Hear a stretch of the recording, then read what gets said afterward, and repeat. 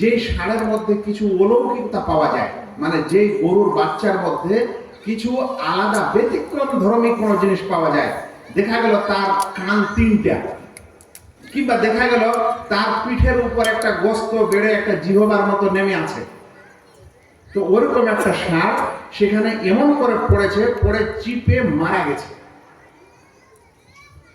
একজন মানুষ সে রাস্তা দিয়ে যেতে যেতে দেখে বলছে, হে ভগবান, এই হিল্লায় তোর মৌত ছিল। কি বলছে? হে ভগবান, এই হিল্লায় তোর মৌত ছিল।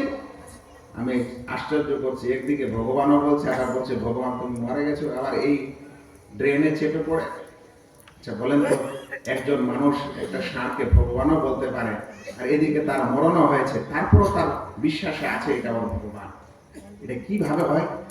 এটা এ কারণে হয় যে তার মধ্যে একটা আস্থা আছে, একটা দৃঢ় বিশ্বাস আছে, যে বিশ্বাসের কারণে সে একটা গরুকে এবং ষাঁড়কেও সে ভগবান মনে করে, যদিও আমাদের কাছে একটা পশু ছাড়া অন্য কিছুই না। এটা কিসের কারণে হয়? এটা আকীদার কারণে হয়।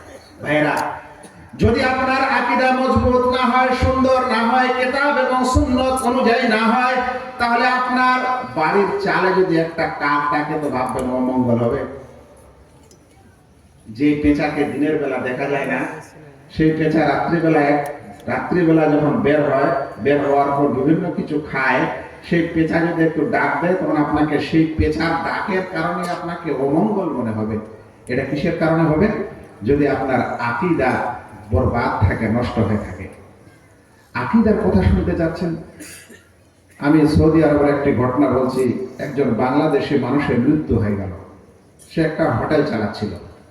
যেহেতু বিদেশের মানুষ মারা গেছে, সেই জন্য বিদেশিরা জানাজায় একটু বেশি যাবে নাকি, সবাই আমরা জানাজায় প্রায় গেছি, কিন্তু তার সেই হোটেলের এক কর্মচারী মানুষ সে জানাজায় শরীক হয়নি। যখন আমি এই খবরটা পেলাম, তখন তার সঙ্গে দেখা হলো। হওয়ার পর আমি বললাম, কি ব্যাপার, তুমি তোমার মালিকের জানাজাতে যাওনি? বলছে, সে বাংলাদেশে আমার স্ত্রী গর্ভবতী আছে। কি বলছে? আমার স্ত্রী গর্ভবতী আছে। এটাই হচ্ছে আকীদার বিষয়। কেন সে জানাজায় শরীক হলো না? তাদের কাছে একটা বিশ্বাস আছে, কিছু মানুষের কাছে একটা বিশ্বাস আছে যে যদি তার স্ত্রী গর্ভবতী থাকে আর সে যদি কারো জানাজায় চলে যায়, তাহলে তার সেই সন্তানটা মৃত্যু জন্ম নেবে। বলেন তো, এটা আকীদার কারণে না হয়েছে যে সে তার মালিক হওয়া সত্ত্বেও তার জানাজায় হাজির হয়নি।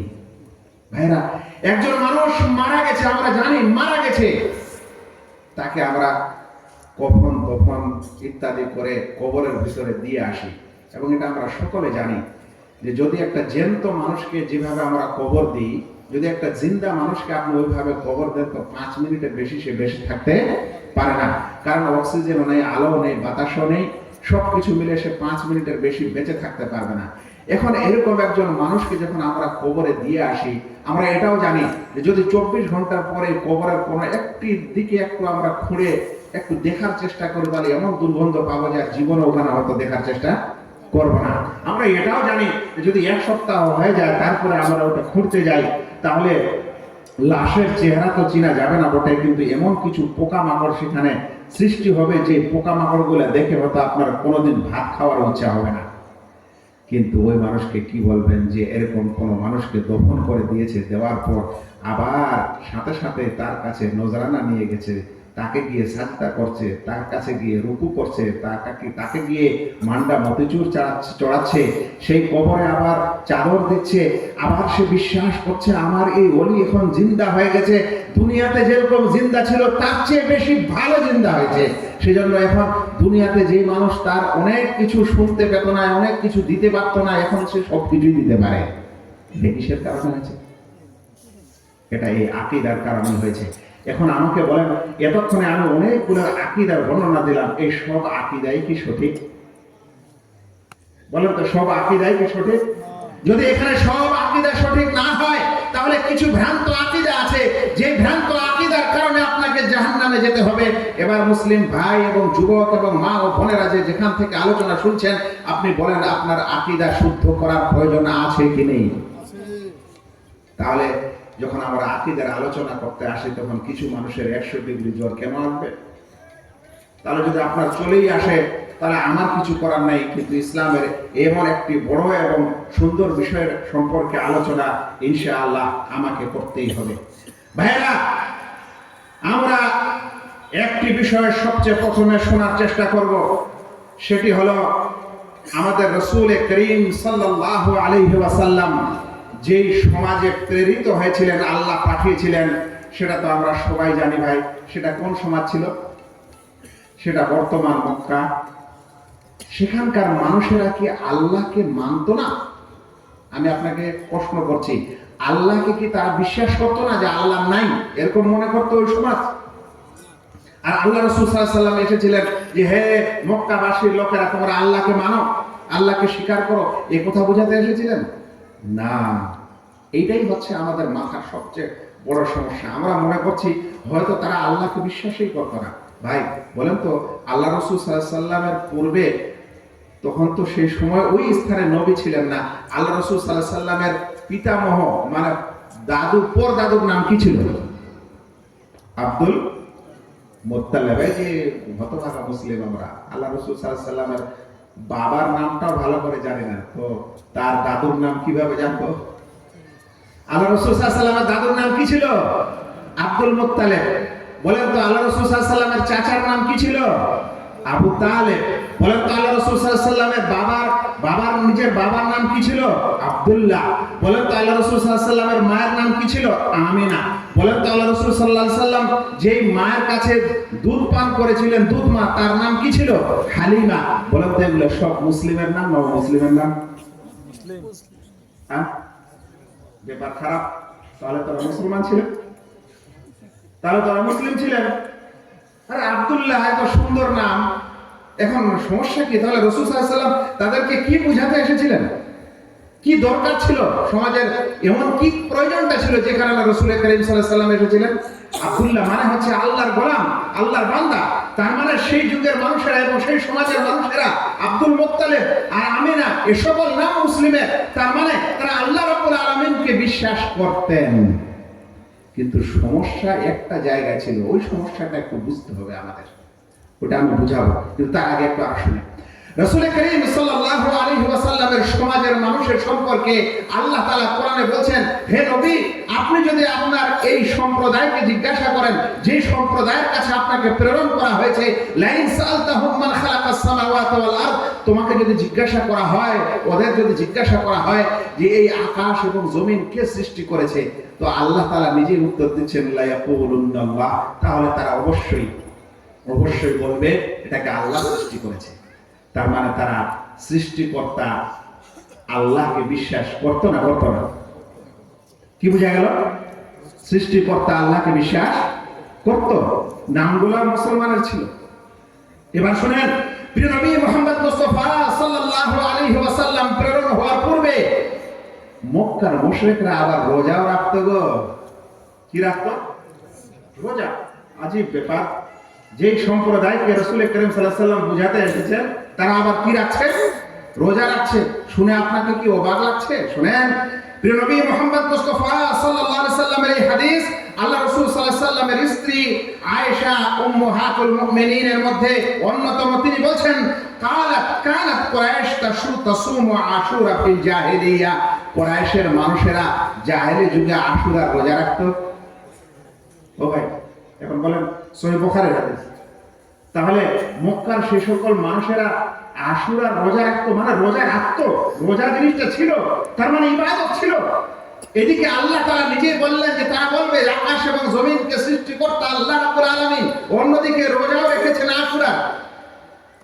আপনারা রাসূল সাল্লাল্লাহু আলাইহি ওয়াসাল্লামের জীবনে যারা পড়েছেন তাদেরকে একটা প্রশ্ন করি, বলেন তো প্রথম আকাবার সন্ধি, দ্বিতীয় আকাবার সন্ধি কোথায় ঘটেছিল? যারা জানেন না তাদেরকে বলি, আল্লাহ রাসূল সাল্লাল্লাহু আলাইহি ওয়াসাল্লাম এই ইসলামের দাওয়াত এবং তাওহীদের দাওয়াত তিনি দিতেন হজের মৌসুমে। আচ্ছা বলেন তো, এখন তো ইসলাম মক্কায় মাত্র 2-4টা, তার লোক যারা হজ করতে এসেছে তারা কি দুনিয়ার মুসলমান ছিল না অমুসলিম ছিল? তাহলে ওরা কোন অমুসলিম ছিল যে হজ করতে এসেছে? আর আল্লাহ রাসূল সাল্লাল্লাহু আলাইহি ওয়াসাল্লাম আবার কোন দাওয়াত নিয়ে গেছেন যে ওই হাজীদেরকে তিনি দাওয়াত দিতে গেছেন? যেই হজের মৌসুমে তিনি দাওয়াত দিতে গেলেন, আর ওই হজের মৌসুমে তখন সন্ধি হলো। আল্লাহু আকবার। তার মানে সেই যুগে হজও ছিল গো, তারা হজও করত, কিন্তু হজ করার নিয়ম পদ্ধতি হয়তো একটু আলাদা ছিল। আচ্ছা শুনেন, এর চাইতে বড় কথা, কাবা কি সেই সময় দুনিয়াতে ছিল না? কাবাও মজুদ, হাজরে আসওয়াদও মজুদ, জমজম কূপের পানিও মজুদ, হারামও মজুদ, হজও মজুদ, আশুরাও আছে, আশুরার রোজাও আছে। আল্লাহ বলছেন তাদের জিজ্ঞাসা করো আকাশ জমিন কে সৃষ্টি করেছে, বলবে আল্লাহ তাআলা। তাহলে সৃষ্টিকর্তা আল্লাহকে বিশ্বাস করে এবার নবী আসলেন কেন? এবার নবী কেন আসলেন? এই পয়েন্টটা বুঝতে হবে। যে সকল ভাইরা এখানে নতুন মানুষ কিংবা আমার আওয়াজ বাইরে থেকে শুনছেন, তাদেরকে ক্লিয়ারলি বোঝা উচিত যে আমি এই প্রেক্ষাপটটি তুলে ধরেছি এই কারণে যেন আপনারা বুঝেন এই আকীদা এবং তাওহীদের দাওয়াত কেন দিতে হবে। কারণ তারা তো ঈমান রাখতো, আমরা তো আজকালে বলছি যে হ্যাঁ আমরা আল্লাহকে মানি, বিশ্বাস করি।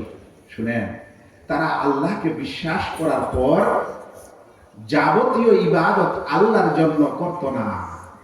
কি করত না? সকল প্রকার ইবাদত আল্লাহর জন্য করত না। কিছু কিছু ইবাদত আল্লাহ ছাড়া অন্যের জন্য করত, কিছু কিছু ইবাদত আল্লাহ ছাড়া কাবার ভিতরে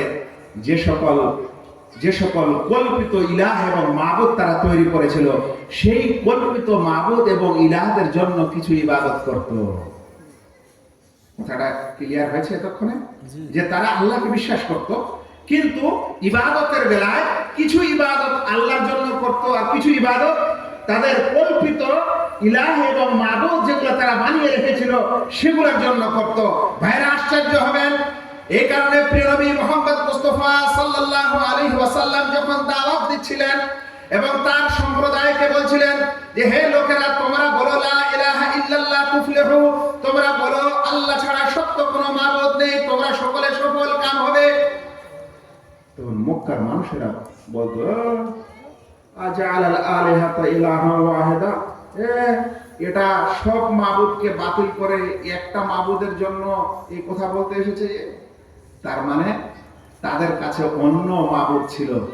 আর লা ইলাহা ইল্লাল্লাহ বলতে বললে বলতো না, আর বুঝে নিত চট করে যে লা ইলাহা ইল্লাল্লাহ বললেই আল্লাহ ছাড়া আর কারো ইবাদত করা যাবে না। সেই কারণে পশ্চিম কালো লা ইলাহা ইল্লাল্লাহ তারা বলতে চাইতো না। এমনকি মৃত্যুর সময় নিজের চাচা তার কাছে শয়তানের আড্ডাগুলি হাজির হওয়ার পর শেষ পর্যন্ত তাকেও কালেমায়ে তাওহীদ পড়তে দেয়নি, তার কারণে সে কালেমায়ে তাওহীদটা পড়েনি। আচ্ছা বলেন তো, আজকালকার মুসলমান আর সেই যুগের মুসলমানের মধ্যে পার্থক্যটা কি জানেন? যে তারা যেমন আল্লাহকে বিশ্বাস করে, আমাদের মধ্যেও কিছু মানুষ আমরা আল্লাহকে বিশ্বাস করি, নবী রাসূলকে বিশ্বাস করি, কিছু ইবাদত আল্লাহর জন্য করি, কিছু ইবাদত আবার আল্লাহ ছাড়া সৃষ্টির জন্য করতে যাই। এর সবচেয়ে বড় পার্থক্য হলো যে তাদেরকে লা ইলাহা ইল্লাল্লাহ বলতে বললে তারা বলতো না, কারণ বুঝতে পারতো লা ইলাহা ইল্লাল্লাহ মানে আল্লাহ ছাড়া কারো ইবাদত করা যাবে না। আর লা ইলাহা ইল্লাল্লাহ বললে নজর নেয়াজ আল্লাহ ছাড়া অন্যকে দেওয়া যাবে না। লা ইলাহা ইল্লাল্লাহ বলে আল্লাহ ছাড়া কারো জন্য রুকু সাজদা করা যাবে না। লা ইলাহা ইল্লাল্লাহ বললে আল্লাহ ছাড়া কারো কাছে প্রার্থনা করা যাবে না। কিন্তু এই যুগের মুসলমান আমরা লা ইলাহা ইল্লাল্লাহ বলি আর নজর নেয়াজ আল্লাহ ছাড়া অন্যের জন্য করি। পার্থক্য এখানে।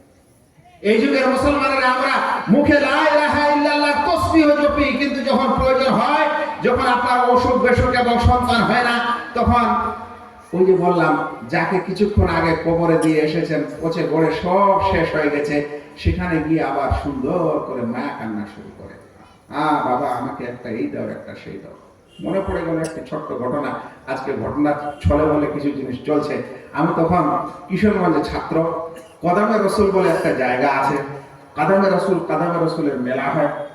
আমি সেই মেলা দেখার জন্য চুপ করে মাদ্রাসা থেকে বের হয়ে যাচ্ছিলাম। কারণটা ছিল এই যে সত্যিকারে কি রসুল সাল্লাল্লাহু আলাইহি ওয়াসাল্লামের কদম ওখানে আছে?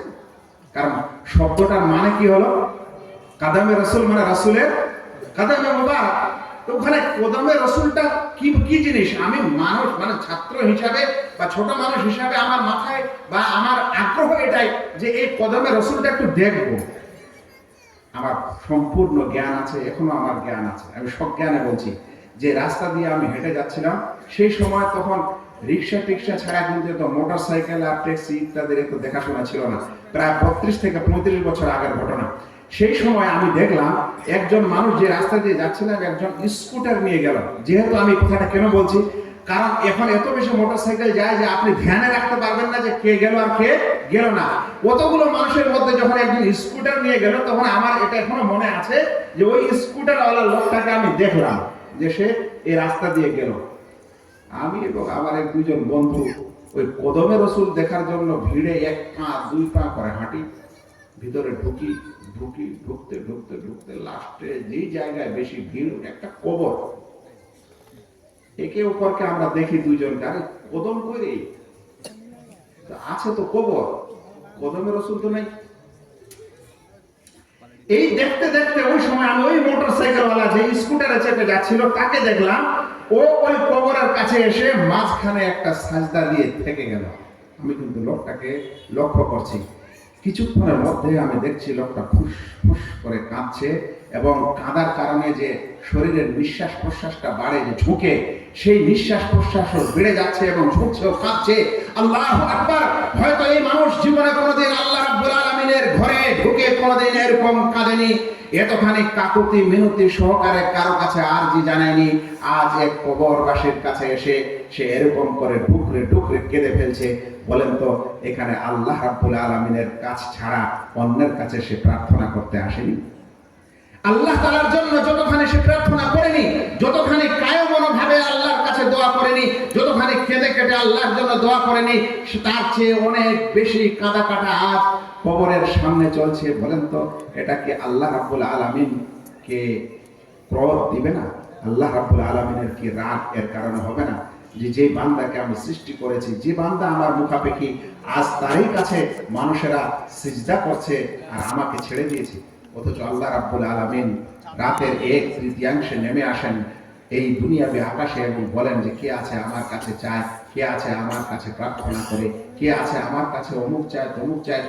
গোটা জীবন মুসলিম সমাজ আমরা পড়ে গেলাম ইয়াকা না'বুদু ওয়া ইয়াকা নাস্তাঈন। হে আল্লাহ, আমি একমাত্র তোমারই ইবাদত করি, মানে তোমার ইবাদত করি, অন্যের ইবাদত করি না। হে আল্লাহ, আমি তোমার কাছে সাহায্য চাই, অন্যের কাছে সাহায্য চাই না। কিন্তু আজ আপনার সন্তান হয়নি, চাকরি হয়নি, ইত্যাদি হয়নি বলে আপনি আজ আল্লাহ ছাড়া অন্যের কাছে চাইতে গেছেন। আপনি কিভাবে মুসলিম হতে পারেন? আপনি কিভাবে কোরআন মানতে পারেন? আপনি কিভাবে লা ইলাহা ইল্লাল্লাহ বলনেওয়ালা লোক হতে পারেন? ভাইরা, এখন বলেন, আকীদার শুদ্ধ করার প্রয়োজন আছে কি নেই? আকীদা শুদ্ধ করার প্রয়োজন আছে কি নাই? ভাই সকল, আল্লাহু আকবার! যে বিষয় নিয়ে আজ আমি আপনার কাছে দাঁড়িয়েছিলাম, তার ভূমিকাটা খুব কম করে এখানে শেষ হলো। এখন আমি জানি না আমার কাছে এখন আছে সময় কতটা। ভাইরা, খুব বেশি সময় নাই, তবে 1-2টি বিষয় আরো বুঝাই দিই। সবচেয়ে বিভ্রান্তকর বিষয় হয়েছে আমাদের এই যুগে যে আমরা আল্লাহ রাব্বুল আলামিন যার সম্পর্কে আমরা কথা বলছি না, সেই আল্লাহর পরিচয় এবং সেই আল্লাহর শান এবং মান, তার সম্মানই আমরা বুঝি না। পৃথিবীর মুসলিমকে আজ যদি জিজ্ঞাসা করেন, তাহলে একমাত্র সালাফি এবং আহলুল হাদিসরা ছাড়া যদি আপনি জিজ্ঞাসা করেন যে আল্লাহ কোথায় আছে, আল্লাহ কাহা হয়, বলবে আল্লাহ হর জায়গা মৌজুদ। কি বলবে? আল্লাহ হর জায়গা মৌজুদ, আল্লাহ সর্বস্থানে বিরাজমান। আচ্ছা, এই সর্বস্থানে বিরাজমান কথাটা বুঝেন? বা যারা এটা বলে তারা কি বুঝেন? এখানে একটা আরো একটা কথা আছে, এগুলো বলবো, একটু সময় বেশি লেগে যাবে। কিছু মানুষ বলবে যত কল্লা তত আল্লাহ, মানে যত মাথা তত বলে আল্লাহ। কিছু মানুষ আবার বলবে যে যে কালবুল মুমিনে আরশুর রহমান, মুমিনের অন্তর হচ্ছে আল্লাহ তাআলার আরশ। তার মানে আমাদের প্রত্যেক মুমিন মানুষের অন্তরে একটি করে আল্লাহ ঢুকে আছে। আশ্চর্য ব্যাপার! মানে আল্লাহ রাব্বুল আলামিন কোথায় আছেন সেই কথাটা আমরা আজ শিখলাম না। আল্লাহ তাআলার কোন গুণাগুণ ইত্যাদি আমরা এখনো জানলাম না। শুনেন, গ্রিক দর্শন থেকে এসেছে এই শিক্ষা যে সব কিছুতে আল্লাহ আছে। আপনারা যারা মোটামুটি ইতিহাস এবং বিশেষ করে যুক্তিবাদী এবং দার্শনিকদের তথ্য ইত্যাদি পড়েন, তারা জানবেন একটি পরিভাষা আছে যার নাম হচ্ছে সর্বেশ্বরবাদ। কি নাম? সর্বেশ্বরবাদ। সর্বেশ্বরবাদ মানে হচ্ছে সবকিছুতে ঈশ্বর থাকা, সবকিছুকে ঈশ্বর মনে করা। এখন গ্রিক দর্শনে কথা আছে যে সব কিছুতে ঈশ্বর আছে, সর্বেশ্বরবাদেও এই আকীদা আছে, বিশ্বাস আছে যে সব কিছু ঈশ্বরের অংশ, সব কিছুতে ঈশ্বর আছে। এই জন্য ঈশ্বরকে দেখা যায় না, ঈশ্বরকে কেউ দেখেনি, কারণ ঈশ্বর সবার মাঝে বিরাজমান। এই জিনিসই আবার একটি মতবাদ আছে যার নাম হলো অদ্বৈতবাদ। অদ্বৈতবাদীরা বলে যে বিশেষ বিশেষ কিছুতে আল্লাহ আছে, সব কিছুতে আল্লাহ নাই। বিশেষ বিশেষ কিছুতে আল্লাহ আছে মানে বলছে, যেমন ধরে নেন যে, আমি একটু খুব সহজ উদাহরণ দিই।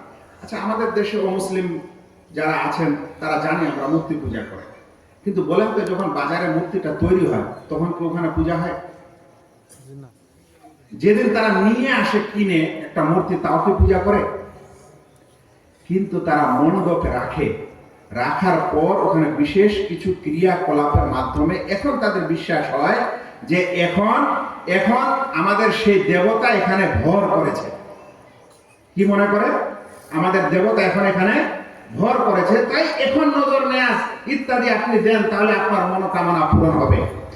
মানে এতক্ষণে তার মধ্যে ঈশ্বর, সেটাতে ঈশ্বর আছে এটা বিশ্বাস ছিল না, এখন বিশ্বাস হচ্ছে। মানে কিছু কিছুতে ঈশ্বর আছে, এটাকে অদ্বৈতবাদ বলা হয়। যেমন খ্রিস্টবাদেও এটাই আছে। ওরা কিন্তু বিশেষ বিশেষ ঈসা আলাইহিস সালামের মূর্তি, নাউযুবিল্লাহ, মরিয়ম আলাইহিস সালামের মূর্তি, এ সকল কিছুতে আল্লাহ আছে, ঈশ্বর আছে, সেটা বিশ্বাস করে। তাহলে সব কিছুতে ঈশ্বর আছে বা সব কিছু ঈশ্বরের অংশ। এজন্য একটা হিন্দি ভাষায় শব্দ পাবেন, কান কান মে ঈশ্বর হয়, কান কান মে, কান কান কথাটার মানে অনু অনুতে, সব কিছুতে কি আছে?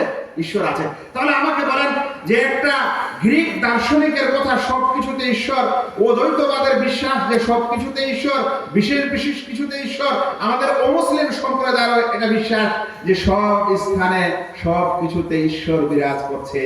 আপনি মুসলিম হওয়ার পর বলছেন हर जगह में আল্লাহ মौजूद है।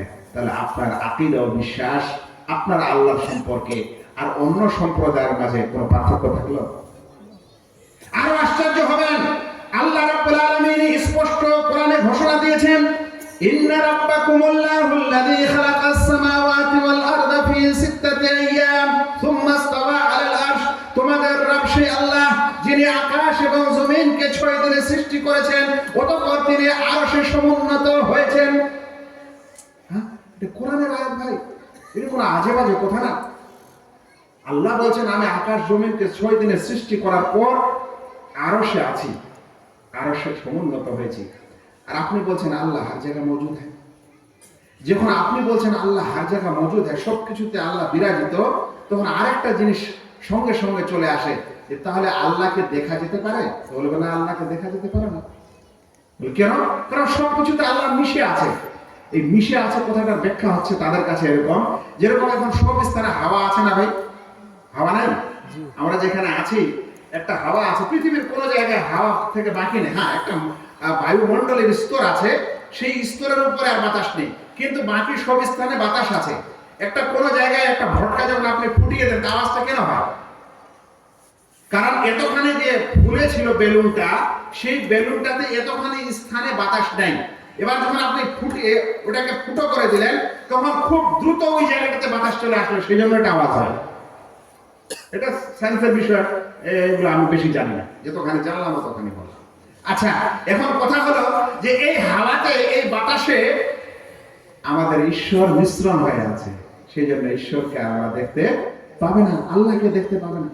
একটু আগে বললো আল্লাহ হর জায়গা है, আর হর জায়গার পর এখন দ্বিতীয় কথা চলে আসলো, তাহলে আল্লাহকে দেখা যাবে না। ও বান্দারা, ও পৃথিবীর মুসলিম ভাইয়েরা, আপনি যে আল্লাহকে বিশ্বাস করেন সেই আল্লাহকে আপনি দেখতে পাবেন না কোনোদিন? এটা হতে পারে? তাহলে আপনি কার ইবাদত করে চললেন এতদিন?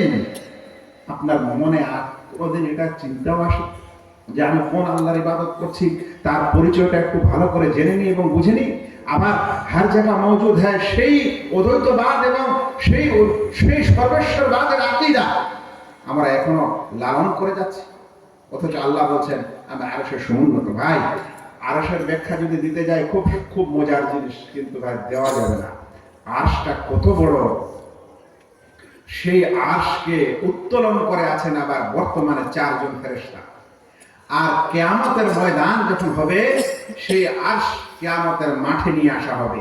কিয়ামতের ময়দানে ওই সময় আল্লাহ রাব্বুল আলামিনের এই আরশকে উত্তোলন করে থাকবেন 8 জন ফেরেশতা। এখন আছেন কয়জন? 4 জন। কিয়ামতের ময়দানে হবে 8 জন। কেন? আল্লাহ রাব্বুল আলামিনের জালাল, বড়ত্ব, মহত্ব, মহিয়ান, বরিয়ান, সত্তার সব কিছু সেদিন প্রকাশ পাবে। সেদিন আল্লাহ রাব্বুল আলামিনের জালাল এবং আল্লাহ রাব্বুল আলামিনের মহানতা ও মহত্ব এত বেশি হবে যে সেদিন 8 জন ফেরেশতা আল্লাহ রাব্বুল আলামিনের আরশ উত্তোলন করে থাকবেন। আপনি কি জানেন ওই সকল ফেরেশতা কত বড়, কত মহান? শুনেন, আবু দাউদের একটি হাদিস আপনাদের সামনে উল্লেখ করছি। প্রিয় নবী মুহাম্মদ মুস্তাফা সাল্লাল্লাহু আলাইহি সাল্লাম বলেন, উদিনা লি আন উহাদ্দিসা আন মালাকিন মিন মালাইকাতিল্লাহ মিন হামালাতিল আরশ। আরশ উত্তোলনকারী ফেরেশতাদের গুণাগুণ বর্ণনা করার ব্যাপারে আল্লাহ আমাকে অনুমতি দিয়েছেন। যারা আরশ উত্তোলন করে আছেন সেই ফেরেশতারা কেমন? রাসূল করিম সাল্লাল্লাহু আলাইহি সাল্লাম বলেন, ইন্না মা বাইনা শাহমাতি উযনিহি ইলা আতিকিহি মাসিরাতা 700 আম। একজন ফেরেশতার কানের লতি থেকে এই ঘাড়ের দূরত্বটা হচ্ছে 700 বছর রাস্তা অতিক্রম করার দূরত্ব। কতটুকু? এই যে কান, আর কানের যে আমাদের এই যে বাহুটা আছে না, আমাদের কত 4 আঙ্গুল, 4 আঙ্গুলই হচ্ছে। আর সেই ফেরেশতার কতখানি? কেন এটার বর্ণনা দেওয়া হয়েছে? যেহেতু তারা উত্তোলন করে আছেন, সেই জন্য ওর ঘাড়টা কত বড় হবে সেটা এই হাদিসে বর্ণনা করা হচ্ছে। আল্লাহু আকবার। রাসূল করিম সাল্লাল্লাহু আলাইহি ওয়াসাল্লাম বলেছেন, ইন্না মা বাইনা শাহমাতি উযনি, এটাকে শাহমা বলা হয় আরবি ভাষায়, কানের লতি যেটাকে আমরা বলি। বলছে এটা আর তার এই ঘাড়ের বাহুটা এ পর্যন্ত এর দূরত্বটা হচ্ছে মাসিরাতা 700 আম, 700 বছরের দূরত্ব। আল্লাহ, 700 বছর দূরত্ব কত দূর যাবেন গো? মানুষ তো আজকাল হজও করতে যাচ্ছে হাঁটতে হাঁটতে 1 বছরে। তো 1 বছরে যদি মক্কা চলেই যায়, তাহলে এরকম আরো খুব বেশি তো 10টা ধরেন, তাহলে গোটা দুনিয়া শেষ। মানে 10 বছরে আপনি এখান থেকে একটা চক্কর মেরে দিতে পারেন, 10 বছরে গোটা দুনিয়া। এটা 10 বছর লাগবে। আপনি আরো 10 বছর ধরেন, 20 বছর, আরো 10 বছর ধরেন, 30 বছর লাগবে আপনার জীবন, 60 বছর, 70 বছর। কিন্তু 700 বছর অতিক্রম করা, এতখানি দূরত্ব যদি তার এতটুকু জায়গা হয়, তাহলে সেই ফেরেশতা কত বড় গো? ফুটানি পারেন না মানুষের। আল্লাহ তাআলা লাগবে না, আল্লাহ তাআলার হুকুম আহকাম লাগবে না। একটা ফেরেশতাকে যদি আল্লাহ তাআলা আদেশ করেন, সবকিছু শেষ। এই যে আমরা কোনো সময় একটু হাসি রহস্য করে ফেরেশতা সম্পর্কে জানি না, এ বিষয়ে আলোচনা হওয়া দরকার। আগামী কনফারেন্সে আমার পরিচালক ভাইয়েরা থাকলে ফেরেশতার ঈমান এবং ফেরেশতার সম্পর্কে একটা বিষয় দিবেন। আমি কি কথা ছিলাম না, হ্যাঁ, ফেরেশতার সম্পর্কে আজে বাজে মন্তব্য করেন। আপনি জানেন পৃথিবীতে সেকেন্ডকে আপনি যত কম ভাগে ভাগ করেন না কেন, কতগুলো মানুষ মারা যায়? বা ধরেন 1 সেকেন্ডে পৃথিবীতে কত মানুষ মারা যায় বলেন তো? একজন ফেরেশতাকে আল্লাহ এতখানি ক্ষমতা দিয়েছেন যে at a time 1 second, quarter second, তারও কম সেকেন্ড, বিন্দু মাত্রার মধ্যে পৃথিবীর কত মানুষের জীবন সে প্রবেশ করতে পারে। আপনি পারবেন? হ্যাঁ, আল্লাহু আকবার। এই জন্য রাসূল করিম সাল্লাল্লাহু আলাইহি সাল্লাম যখন হিজরত করে ফিরছিলেন, আর তায়েফবাসীরা যখন তাকে রক্তাক্ত করে দিয়েছিল, রাস্তার মাঝে এসে তিনি একটু আরাম করছিলেন। ওই আরামের সময় পাহাড়ের ফেরেশতা আল্লাহ রাব্বুল আলামিন পাঠিয়েছিলেন। আল্লাহ রাসূল সাল্লাল্লাহু আলাইহি ওয়াসাল্লামকে বলছিলেন, আপনি যদি চান তাহলে এই যে 2 পাহাড় 2 দিকে দেখা যাচ্ছে, এই দুটিকে তুলে আমি করতালি মেরে দেব আর এদেরকে ধ্বংস করে পৃথিবীতে শেষ করে দেব। কিন্তু আল্লাহ রাসূল সাল্লাল্লাহু আলাইহি ওয়াসাল্লাম দয়ার নবী বলছিলেন, না না, হতে পারে ভবিষ্যতে এদের মধ্যে কেউ ঈমান আনবে, আল্লাহ রাব্বুল আলামিনের ইবাদত করবে, তুমি এদেরকে ধ্বংস করো না, আমাকে মেরেছে। আল্লাহু আকবার। ফেরেশতা পাহাড় উঠিয়ে এটা মারতে পারে। আমরা আজও পর্যন্ত বুঝি না যে ফেরেশতার কথা চলছে, যে একজন ফেরেশতা আছেন যিনি একটা সিংহা নিয়ে আছেন, যিনি একটা বিশেষ চঙ্গা নিয়ে আছেন, তিনি ফুৎকার দিলে সারা পৃথিবী একবার বেহুশ হবে, আবার সারা পৃথিবী একবার ধ্বংস হবে।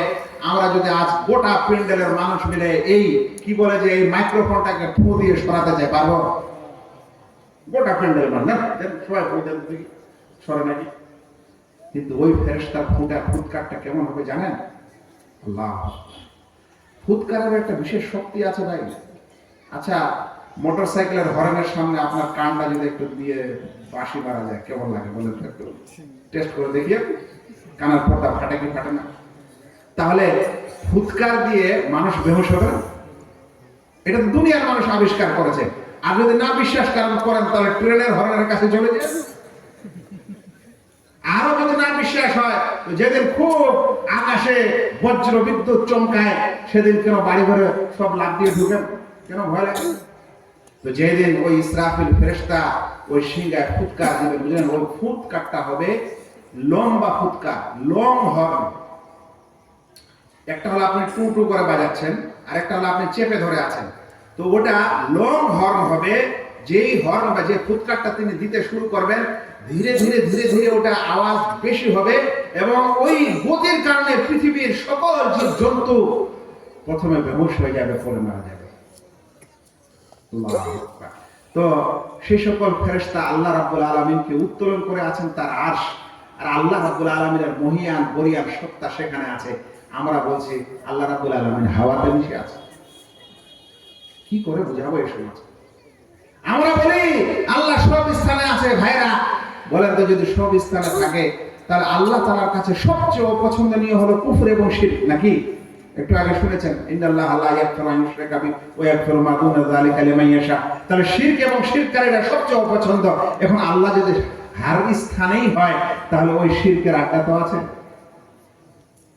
হ্যাঁ? তাহলে ওই নোংরা জায়গা, পেশাব পায়খানার স্থানে আল্লাহ রাব্বুল আলামিন আছে। নাউযুবিল্লাহ, সেখানকার আবহাওয়া, দুর্গন্ধ আবহাওয়া তো আল্লাহ তাআলা মিশে আছে। এর চাইতে জঘন্য আকীদা ভাইরা, যে সকল মজলিস মে আপ লোগ দরুদ ঝুম ঝুম কে পড়তে হ্যাঁ, একেবারে সুন্দর নুরানি চেহারার মৌলানা নিয়ে এসে ভিতরে ভিতরে যে কত টাকায় হায়ার করেন সেটা তো আমরা জানি। বিনা টাকায় নিয়ে আসেন তো দেখি আপনার নুরানি চেহারার ঝুম দেওয়ালা ইনসান। এখন নিয়ে আসলেন বাড়িতে, নিয়ে আসার পর এখন খুব দরুদ পাঠ করার পর তখন বলছেন, নবী সাল্লাল্লাহু আলাইহি সাল্লামের শান বর্ণনা করতে গিয়ে বলছে যে अगर अल्लाह के रसूल सल्लल्लाहु अलैहि वसल्लम नहीं होते तो अल्लाह ताला दुनिया नहीं पैदा करते। एकदम दिलो जुले কি হলো, अगर अल्लाह के रसूल नहीं होते तो अल्लाह ताला दुनिया पैदा नहीं करते। ওটা করতে করতে শেষ পর্যন্ত अल्लाह के नूर से प्यारे नबी हबीब मुस्तफा सल्लल्लाहु अलैहि वसल्लम को बनाया गया। আল্লাহর নূরে কাকে বানানো হয়েছে? বলছেন যে নবী মোহাম্মদ সাল্লাল্লাহু আলাইহি ওয়াসাল্লামকে। তারপরে বলছেন और नबी के नूर से तमाम चीजों को पैदा किया गया। তাহলে আল্লাহর নূরের অংশ কে হলো? আমাদের নবী সাল্লাল্লাহু আলাইহি ওয়াসাল্লাম। আর নবী সাল্লাল্লাহু আলাইহি ওয়াসাল্লামের অংশ থেকে গোটা দুনিয়া হলে এই দুনিয়ার আকাশ বাতাস পৃথিবীতে যা কিছু আছে, মানুষ জীবজন্তু, এটা কার নূর হলো? রাসূল সাল্লাল্লাহু আলাইহি ওয়াসাল্লামের নূর হলো। আচ্ছা, তাহলে এখন আমরা যত দুনিয়াতে মানুষ আছে সবাই আমরা রাসূল সাল্লাল্লাহু আলাইহি ওয়াসাল্লামের নূর। তাহলে বলেন রাসূলের মর্যাদা বেশি না আমাদেরও আছে কিছু? আচ্ছা, এখন এখানকার কিছু মানুষ তো আমরা মুশরিক কাফের, তাহলে ওটা কি হবে? ওটা তো আল্লাহর রাসূলের নূর আপনার কথা অনুযায়ী। নাউযুবিল্লাহ, একটা শুকর বিড়াল কার নূর? পৃথিবীর নোংরা মলমূত্র কার নূর? আপনি কিসের সম্মান দিতে গেছেন নবীকে? আপনার কিছু মাথায় হুঁশ আছে?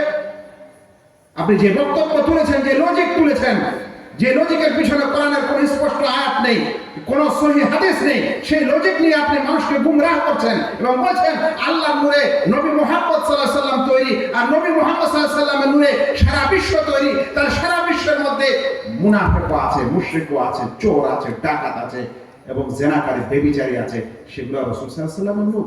আপনাকে লজ্জা লাগে না রাসূলের এরকম অসম্মান করতে? এই জন্য আমরা এই কথা বলি না। আপনি কোন আকীদা সহি করবেন আর কোন দিকে যাবেন? আমি কথায় ছিলাম যেন, হ্যাঁ, সে আল্লাহ রাব্বুল আলামিনের আরশ সপ্ত আকাশের উপরে আছে, আর সেই আরশ কিয়ামতের মাঠে আসবে, 8 জন ফেরেশতা উত্তোলন করে আসবেন। সে রাব্বুল আলামিন আকাশে বাতাসে এবং সব স্থানে নেই।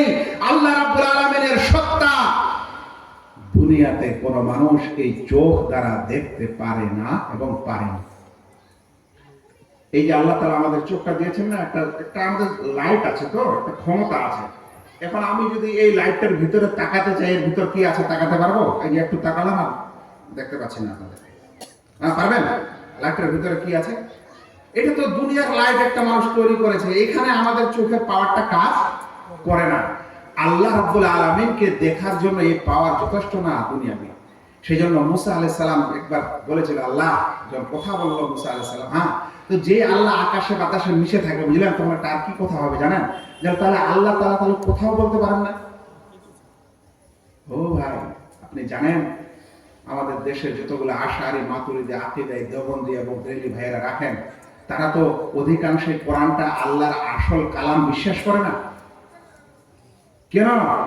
কারণ ওই যে আল্লাহকে দেখা যায় না, আল্লাহ সবকিছুতে মিশে আছে, তাহলে আল্লাহর কথা কিভাবে হবে, আল্লাহর কালাম কিভাবে হবে? এইদিকে মুসা আলাইহিস সালাম আল্লাহর সঙ্গে কথা বললেন, কথা বলতে বলতে আগ্রহ হয়ে গেল, আল্লাহর সঙ্গে কথা হলো। কথা বলার একটা বিরাট রহস্য আছে। যখন আল্লাহ বলেছিলেন মুসা অমুক তারিখে অমুক জায়গায় আসো, মুসা আলাইহিস সালাম সব ছেড়ে আগেই হাজির। বুঝতে পারলেন? আল্লাহর সঙ্গে কথা হবে। এখন আল্লাহ তাআলার সঙ্গে যখন কথা হচ্ছে না, তখন মনে একটা আগ্রহ বাড়ছে যে একটু আল্লাহকে দেখতে পারতাম। তো বলছেন যে রব্বে আরিনি আনজুর ইলাইক, আল্লাহ একটু দেখা দেন তো আপনি কেমন। বুঝা, তুমি কি আমাকে বিশ্বাস করো? বিশ্বাস তো করি আল্লাহ, কিন্তু মনটাকে একটু শান্তি দিতে চাচ্ছি আল্লাহ, সেই জন্য একটু দেখা দেন। তো আল্লাহ তাআলা বলছেন, হে মুসা তুমি দেখতে পাবে না, দেখো ওই পাহাড়টাকে দেখো, যদি ওই পাহাড়টা নিজ স্থানে অক্ষত থাকে তাহলে তুমি আমাকে দেখতে পারো, আর যদি সেটা নিজ স্থানে অক্ষত না থাকে তাহলে দেখতে পারো না। ফালাম্মা তাজাল্লা রাব্বুহু লিল জাবাল, যখন আল্লাহ রাব্বুল আলামিন তার জাত ও সত্তার কিয়দাংশ সামান্য একটু নূরের ঝলকানি এই পাহাড়ের উপর দিলেন, পাহাড় ভেঙে চুরমার হয়ে গেল। ওয়া খাররা মুসা সাইকা, আর মুসা আলাইহিস সালাম বেহুশ হয়ে পড়ে গেলেন। তিনি দেখতে পাননি, অথচ তিনি আল্লাহ তাআলার সাথে কথা বললেন। আমাদের প্রিয় নবী মুহাম্মদ মুস্তাফা সাল্লাল্লাহু আলাইহি সাল্লামের ওই যে প্রশংসা করতে করতে বাড়াতে বাড়াতে যদি আপনি বলেন আমাদের রাসূল সাল্লাল্লাহু আলাইহি সাল্লাম আল্লাহকে দেখেনি, তো বলবে আপনি ওয়াহাবি। সহিহ মুসলিমের হাদিস। আবু যার রাদিয়াল্লাহু তাআলা আনহু জিজ্ঞাসা করেছেন আল্লাহ রাসূলকে, আল্লাহ রাসূল আপনি কি আল্লাহকে দেখেছেন? তো আল্লাহ রাসূল বলেছেন, নূরুন আন্না আরা, আলোময়, কিভাবে আমি আল্লাহ তাআলাকে দেখতে পাবো? আরেকটা হাদিসে বলেছেন, রাআইতু নূরা, আমি নূর দেখেছি। এই নূরটা কি জানেন? আল্লাহ রাব্বুল আলামিনের সত্তা, বাইরে একটা পর্দা দিয়ে ঘেরা আছে, যে পর্দাটা হচ্ছে নূরের পর্দা, জ্যোতির পর্দা। সেই জ্যোতির পর্দাটা রাসূল করিম সাল্লাল্লাহু আলাইহি ওয়াসাল্লাম দেখেছেন। দুনিয়ার মানুষ হিসাবে সেটা দেখা যাবে, কিন্তু আপনি শুনলে অবাক হবেন, কিয়ামতের ময়দান যখন হবে, সেই সময় যারা আল্লাহ রাব্বুল আলামিনকে বিশ্বাস করেনি তাদেরকে আল্লাহ দেখা দিবেন না। ওরা দেখা পাওয়ার যোগ্য নয়, দিবেন না তাদের দেখা পাবে একমাত্র মুমিনরা, কিয়ামতের মাঠেও পাবে। আবার কিছু লোকের মতে মুনাফিকরাও পাবে, কিন্তু একটা হলো রাগের দেখা আর একটা হলো শান্ত শিষ্টের দেখা। আচ্ছা ভাই, যদি আপনি বাচ্চা তো সবাই ছিলেন না, যেদিন কিছু গোলমাল করে বাবা বাড়ি থেকে তাড়িয়ে দিয়েছিল রাগ করে, তো সেদিন বাবার কাছে আসতে ভয় লাগছিল না ভালো লাগছিল? কিন্তু যেদিন আপনাকে ময়া করে ওদের, তো কিয়ামতের দিনে এই মুনাফিকদের যদি সাক্ষাৎ হয়, তো রাগান্বিত ক্রোধ অবস্থায় আল্লাহ রাব্বুল আলামিনের সাক্ষাৎ হবে, কোনো লাভ হবে না, মুমিনদের সাক্ষাৎ হবে। এরপরে আল্লাহ রাব্বুল আলামিন জান্নাতে যখন জান্নাতীরা প্রবেশ করবে, তখন একটা এমন সুন্দর নিয়ম হবে, হাদিসটি শুনিয়ে দিই, জানি না কখনো শোনাতে পারবো কি পারবো না। এটা আবার বলছেন, এটা দাখাল আহলুল জান্নাতিল জান্নাহ, যখন জান্নাতবাসীরা জান্নাতে চলে যাবে, ক্বালা ইয়াকুলু তাবারাকা ওয়া তাআলা, আল্লাহ তাআলা তখন বলবেন, তুরিদুনা শাইয়ান আযীদুকুম, ও জান্নাতবাসীরা আরো কিছু চাও, তোমরা কিছু চাও, আরো দিব কিছু তোমাদেরকে, কিছু আরো চাও, আশা আছে কিছু? তখন জান্নাতীরা বলবে, ইয়া রাব আলাম তুবাইয়িদ ওজুহানা, হে আল্লাহ আমাদেরকে আপনি আমাদের চেহারাকে উজ্জ্বল করেননি, আপনি কি আমাদেরকে জান্নাতে দেননি, প্রবেশ করাননি, আপনি কি আমাদেরকে জাহান্নাম থেকে বাঁচাননি? তাহলে এর চেয়ে আর কি পাওয়ার আছে আল্লাহ তাআলা? আর তো কিছু আমাদের চাওয়ার নেই। ক্বালা ফায়াকশিফুল হিজাব, আল্লাহ রাব্বুল আলামিন তখন নিজের পর্দাকে সরিয়ে দিবেন। এই পর্দার কথা বলছিলাম, মেরাজে রাসূল করিম সাল্লাল্লাহু আলাইহি ওয়াসাল্লাম দেখেছেন এই হিজাব, এই পর্দা দেখেছেন নূরের, এই নূরের পর্দাকে আল্লাহ তাআলা সরাবেন জান্নাতে। ফামা উতু শাইয়ান আহাব্বা ইলাইহিম মিনান নাযরি ইলা রাব্বিহিম আযজা ওয়া জাল্লা, অতঃপর জান্নাতবাসীদেরকে যত নিয়ামত দেওয়া হবে, যত কিছু নিয়ামতে তারা থাকবে, তার মধ্যে সবচেয়ে মাহবুব, সবচেয়ে প্রিয় যে নিয়ামতটি হবে সেটি হবে আল্লাহ তাআলার দর্শন। আল্লাহ যেন আমাদের সকলকে আল্লাহ রাব্বুল আলামিনের দর্শন নসিব করে। আর যে হতভাগারা আল্লাহ দর্শনে বিশ্বাস করে না, ওরা যেন মাহরুম শেখানো থাকে।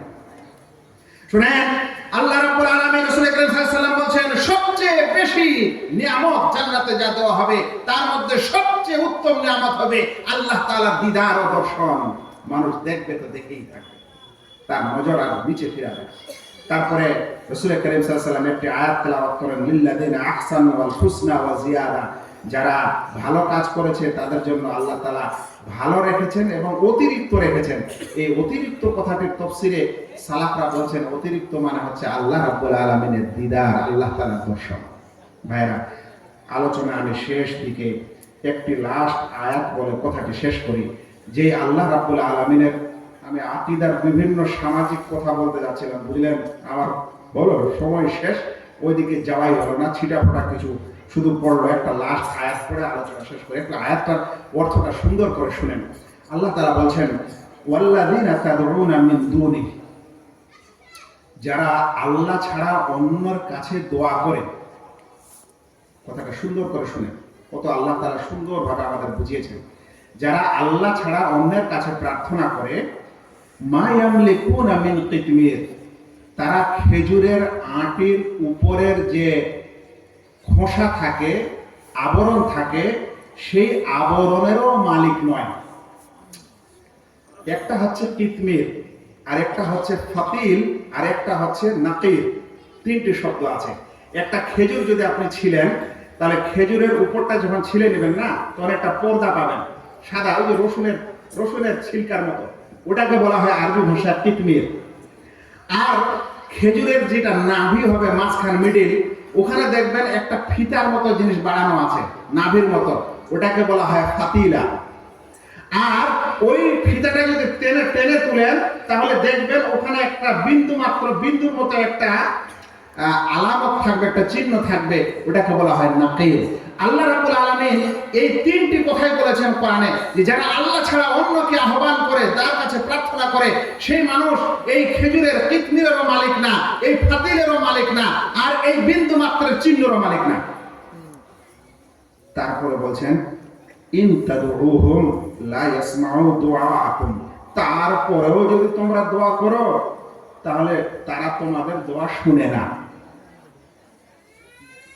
ভাই, আমি কিন্তু খারাপ মনে করিনি, আপনাদের বিভ্রান্ত করার জন্য না, খুব সোজা। যারা একটু আরবি জানে তারা জানে, ইন তাদউহুম, যদি তুমি তাদের ডাকো, লা ইয়াসমাউ দুআআকুম, তাহলে তারা তোমাদের দোয়া প্রার্থনাকে শুনতে পাবে না। এখন কিছু মানুষ আছে না, তারপরেও আমরা দোয়া করবো। আল্লাহ বলছেন তার আগে জানান আল্লাহ তাআলা আমাদেরকে, যে আমার বান্দারা এরা আরো খানিক কথা বলবেই, তো শেষ পর্যন্ত আল্লাহ ওটাও তুলে ধরছেন। বলছেন, ওয়ালাউ সামিউ মাস্তাজাবু লাকুম, আর যদি তারা শুনেও নেয়, তর্কের খাতিরে আমি ধরে নিলাম, আল্লাহ বলছেন যে যদি ওরা শুনেও নেয়, মাস্তাজাবু লাকুম, তাহলে তোমাদের সেই প্রার্থনার কোনো রেজাল্ট দিতে পারবে না। মানে তুমি যদি প্রার্থনা করো, প্রথমত কিছু মালিক না, এরপরে যদি বলে না মালিক আছে, কিছু একটু দোয়া করি, তাহলে বলছে তার দোয়া শুনবে না।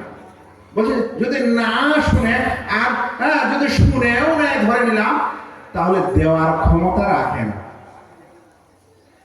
ওয়া ইয়াউমাল কিয়ামাহ ইয়াকফুরুনা বিশিরকিকুম, আর কিয়ামতের দিনে এই যে তোমরা যাদেরকে ডাকলে, এরা তোমাদের এই শিরককে অস্বীকার করবে। আচ্ছা, কথা হচ্ছিল দোয়া, তাই না? আর আল্লাহ বলছেন কিয়ামতের দিনে তোমাদের এই শিরককে অস্বীকার করবে। তার মানে যারা আল্লাহ ছাড়া অন্যের কাছে প্রার্থনা করে, দোয়া করে, ওটা শিরক। এই জন্য আল্লাহ তাআলা বলছেন কিয়ামতের দিনে তোমাদের এই শিরক বলে সেই লোকেরা অস্বীকার করবে। মানে ওরা বলবে, আমি তো এদেরকে আমার কাছে দোয়া করতে বলিনি, তারপরে ওরা করেছে। আল্লাহ বলছেন, ওয়ালা ইউনাব্বিউকা মিথলু খাবীর, আর সত্যিকারের সংবাদ দেতার মতো কেউ তোমাকে সংবাদ দিতে পারে না। সেজন্য ভাইয়েরা, মুসলিম সমাজের মানুষেরা আল্লাহ তাআলাকে আল্লাহ বলে বিশ্বাস করেছেন, লা ইলাহা ইল্লাল্লাহ বলেছেন। মনে রাখেন, আল্লাহ ছাড়া আপনার কেউ ইবাদতের যোগ্য নয়, আল্লাহ ছাড়া দুনিয়াতে যারা এই ইবাদত করে, যে ধরনের ইবাদত করে, সেটা রুকু হোক, সেটা সাজদা হোক, সেটা নজর নেয়াজ হোক, সেটা প্রার্থনা হোক, সেটা মনের আশা ভরসা আকাঙ্ক্ষা ভালোবাসা হোক, এ সব কিছুই একমাত্র আল্লাহ তাআলার মালিক মহান আল্লাহ তাআলা বলছেন যালিকা বিআন্নাল্লাহা ওয়াল হক ওয়া আন্না মা ইয়াদউনা মিন দুনিহি ওয়াল বাতিল। এটা এই কারণে যে আল্লাহই হচ্ছেন সত্য মাবুদ, এছাড়া যা কিছু করা হয় এগুলো সব কিছুই বাতিল। আল্লাহ তাআলার কাছে দোয়া করি আল্লাহ যেন আপনাদের এই সম্মেলনকে কবুল করেন, আল্লাহ যেন আপনাদের এই আশা পোষা এবং আপনাদের এই কষ্টকে আল্লাহ রাব্বুল আলামিন যেন কবুল করেন। যে সকল ভাইয়েরা এবং সমাজের লোকেরা এই